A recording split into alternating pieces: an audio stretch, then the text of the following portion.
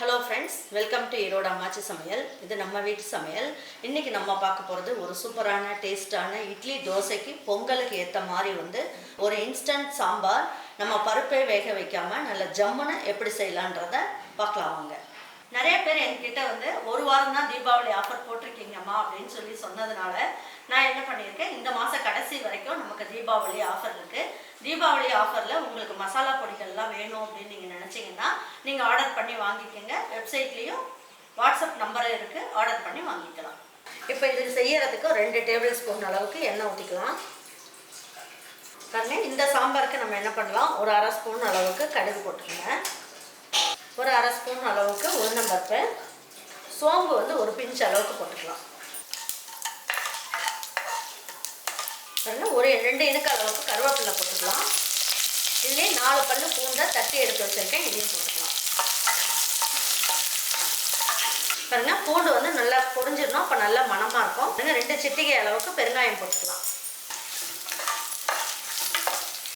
ஒரு கைப்பிடி அளவுக்கு சின்ன வெங்காயமும் ஒரு கைப்பிடி அளவுக்கு பெரிய வெங்காயமும் போட்டுக்கோங்க. கொஞ்சம் இனிப்பு டேஸ்ட்டாகவும் இருக்கும், நல்ல டேஸ்ட் நல்ல ஜம்முன்னு இருக்கும்.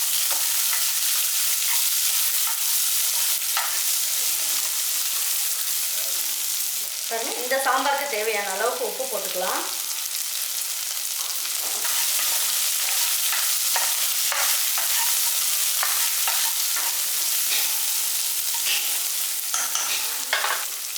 இதில் 3 தக்காளி எடுத்து வச்சுருக்கேன், பொடியாக கட் பண்ணி வச்சுருக்கேன், இதையும் போட்டுக்கலாம்.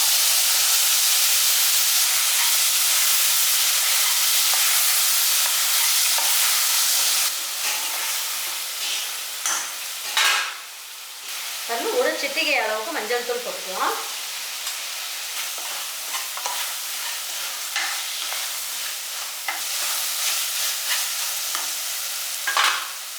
பாருங்க, கொஞ்சமாக மல்லி இலையும் போட்டுக்கலாம்.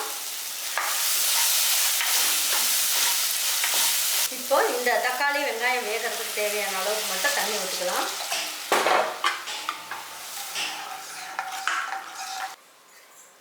இப்போ தட்டை வச்சு மூடி வச்சிடலாம். ஒரு 2 நிமிஷத்துக்கு இந்த தக்காளி வெங்காயம் எல்லாம் ஒன்றா சேர்ந்து வேகட்டும்.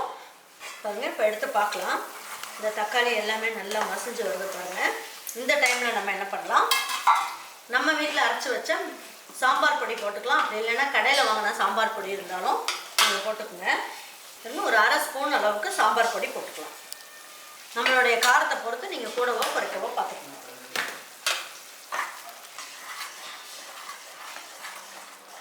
இப்போ தட்டை மூடி வச்சிடலாம். இது 3 நிமிஷத்துக்கு நல்லா ஒன்றா சேர்ந்து எல்லாம் கொதிக்கட்டும். அதுக்குள்ளே நம்ம என்ன பண்ணலாம், இந்த சாம்பாருக்கு பருப்பெல்லாம் எதுவுமே வேக வைக்க வேண்டாம். டேபிள் ஸ்பூனில் 5 ஸ்பூன் மட்டும் கடலை மாவை எடுத்துக்கணும். இப்போ பாருங்கள், இதை நல்லா கரைச்சிக்கலாம், கட்டி இல்லாமல் கரைச்சிக்கணும்.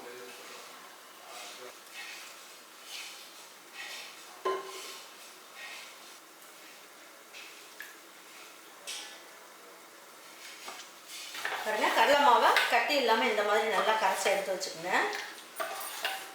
இதில் ஊற்றி கொதிக்க வைக்கும் போது ஒரு சில நேரம்னா கெட்டி ஆயிடும், அதனால் இந்த அளவுக்கு தண்ணி ஊற்றணும்.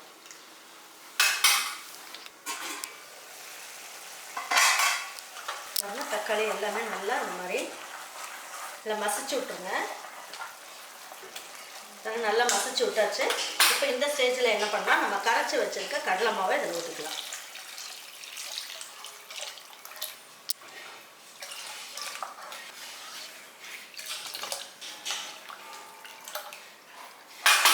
டேஸ்ட் கொடுக்கறதுக்கு நம்ம என்ன பண்ணலாம், 1 ஸ்பூன் அளவுக்கு தேங்காய் துருவல் போட்டுக்கலாம். எல்லாம் ஒன்றா சேர்ந்து கொதிக்கட்டும். மீதி இருக்க மல்லி இலையும் போட்டுடலாம். இதில் 1 ஸ்பூன் அளவுக்கு நெய்யும் போட்டுக்கலாம். இப்போ சாம்பார் அட்டகாசமாக இருக்கும்.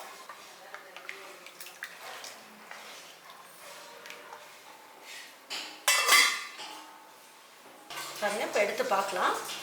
பாருங்க, சாம்பார் நல்லா ஜம்முன்னு கொதிச்சிருச்சு. இப்போ நல்லா திக்காகவும் ஆயிடுச்சு. அதாவது வெள்ளத்தை நல்லா இடித்து வச்சுருக்கேன், அதையும் போட்டுக்கலாம். இப்போ நல்ல டேஸ்ட் நல்லா கூடுதலாக இருக்கும்.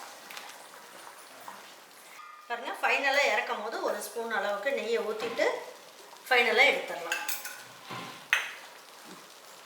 இது உடனே நமக்கு சாம்பார் வைக்கணும்னு நினைக்கும் போது இந்த மாதிரி செஞ்சு பாருங்கள். ரொம்ப அசத்தலான சாம்பார், ரொம்ப அருமையாக இருக்கும். உங்கள் வீட்டில் இருக்கவங்களுக்குலாம் செஞ்சு கொடுத்துட்டு அவங்களுக்குலாம் பிடிச்சிருந்ததுன்னா லைக் பண்ணுங்கள், ஷேர் பண்ணுங்கள், சப்ஸ்கிரைப் பண்ணுங்கள், மறந்துடாமல் கமெண்ட்ஸ் பண்ணுங்கள். தேங்க்யூ ஃபார் வாட்சிங் ஈரோடு அம்மாச்சி சமையல். தேங்க்யூ.